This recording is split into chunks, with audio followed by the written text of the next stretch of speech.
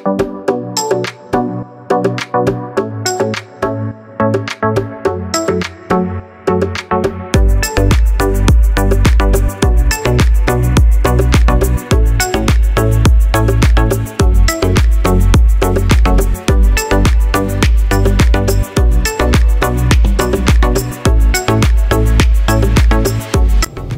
guys! Andito tayo ngayon sa Ace Plaza kung saan makikita ang Ace Water Spa. At kung ang hanap nyo ay swimming na may massage, then you are in the right place.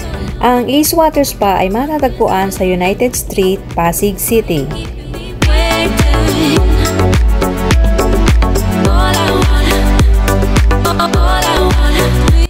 Dumating kami dito ng aking mga kaibigan ng past 10 AM at pagkatapos namin mag-almusal sa 7-Eleven ay ayan na nga at pumasok na nga kami doon sa pinaka-entrance. Dumating kasi kami dito na walang almusal, syempre mga excited. And dito sa side na to, dito yung counter na pwede kang magbayad. At habang hinihintay pa namin yung isa namin kasama, ayan, nagtingin-tingin muna kami.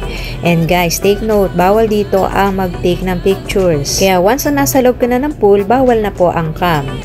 Ang Ace Plaza ay mayroong iba't ibang facilities like Ace Water Spa, Ace Coffee Lounge, Ace Hotel and Suites, Family KTV, Sky High Bar, Ace International Buffet, and Sky Garden Steakhouse. Nag-o-offer din sila ng free spa sa mga may birthday and 1 hour use of KTV room at party-party family KTV.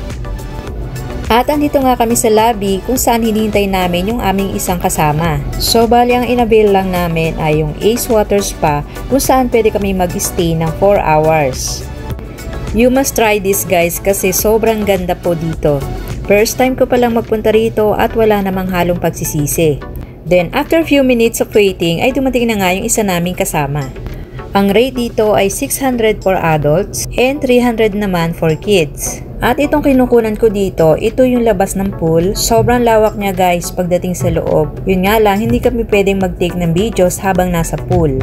So ayan po yung kainan. Actually first time ko lang to guys, kaya sobrang excited. And ayan yung mga kasama ko, nagbabayad na po sila. Pero teka, bakit nga ba hindi ako nagbabayad? Oy, may nag-treat.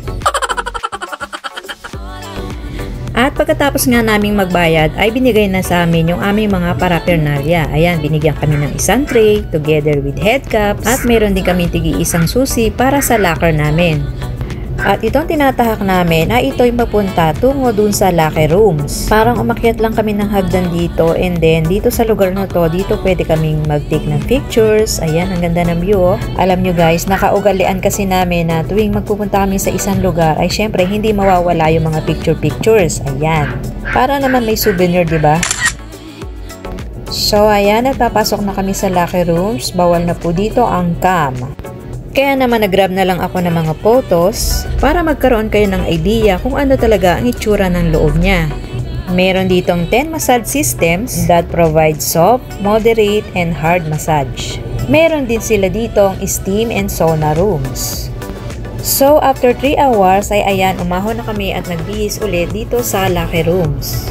Siya nga pala guys, hindi dito allowed ang magsuot ng shoes or tsinelas. Kaya yung mga shoes and tsinelas namin ay inilagay lang namin doon sa tray na binigay sa amin kanina. At eto na nga, pauwi na kami. At ayan, magtitake muna ulit kami ng videos habang hindi pa kami nakaka-move out. At ayan, huling sulyap sa aming pool na pinanggalingan. And then take ng pictures. Actually, yung 4 hours, hindi namin halos lahat na consume.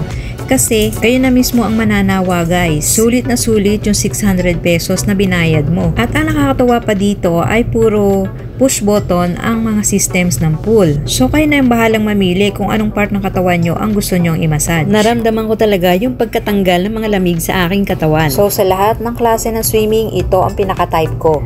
At dahil nagutom kami at ayaw namin kumain doon sa coffee shop doon, ay ito yung pinili namin, ang Mesa Resto dito sa SM Mega Mall. At kung sineswerte nga naman, nakita ko dito si Pambansang Kolokoy. At ayan, nagpa-picture pa ang lola nyo. Para naman may ebidensya, diba?